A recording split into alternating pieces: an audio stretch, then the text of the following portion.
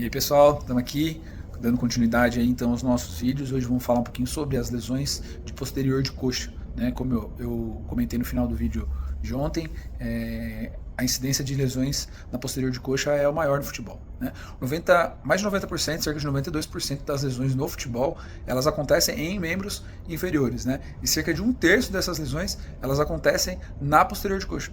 Então a gente percebe que o número de lesões da posterior é muito grande e aí é um desafio muito grande para a gente poder tentar prevenir, que acho que nem é essa a palavra a ideal de prevenção, né? A gente tentar reduzir o risco de lesão, né?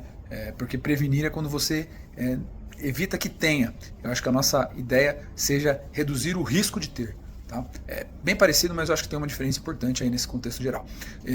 E aí a gente vai poder falar muitos fatores aí do porquê ocorre, né? E aí a gente pode pensar no número de jogos que esse atleta tem feito, na capacidade de produzir força, né, da diferença de força entre os membros. Então isso é muito importante. A gente pensa ali que o ideal seria menor que 10% de diferença de força entre um lado e outro.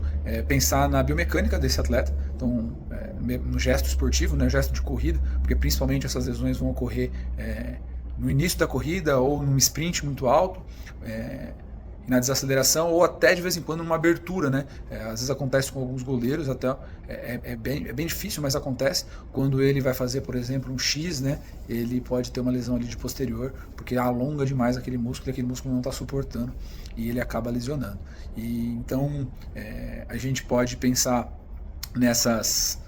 nesses motivos para poder ocorrer. Então a capacidade de força, a biomecânica, a quantidade de jogos. A gente pode pensar nos outros fatores também, que é o cansaço, o sono, alimentação, hidratação. Então todos esses fatores aí unidos vão poder aumentar o risco de lesão. E a nossa função como fisioterapeuta, como educador físico, é a gente reduzir a possibilidade dessa lesão. Então a gente melhorar a capacidade de força, melhorar a biomecânica, orientação para o nosso atleta referente a sono, alimentação, hidratação, para a gente poder tentar evitar, né? E aí a gente pode pensar em exercícios que também vão auxiliar nesse processo. Então a gente pode pensar nos nórdicos, podemos pensar em exercícios excêntricos também, outros exercícios excêntricos de posterior. E o que eu acho mais importante pensando no futebol em si é a questão do sprint, né? Hoje em dia a gente já sabe, através de estudos relevantes, que expor o nosso atleta a sprints de rotina, desculpa, a gente está dando como se fosse uma pequena vacina, como dando um pequeno estímulo para ele de proteção para essa musculatura. Tá? Então isso é muito importante quando a gente pensa na prevenção, né, dessa lesão, que é a incidência maior.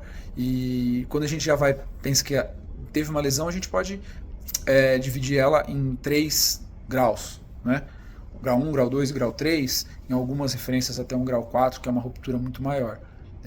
E aí depende de onde você trabalha, eles vão usar essa classificação ou vão usar a classificação britânica, que aí vai entrar o A, B e C, né, além dos graus, que vai definir o local da lesão, né, a superficial, músculo tendíneo, mais a parte tendínea.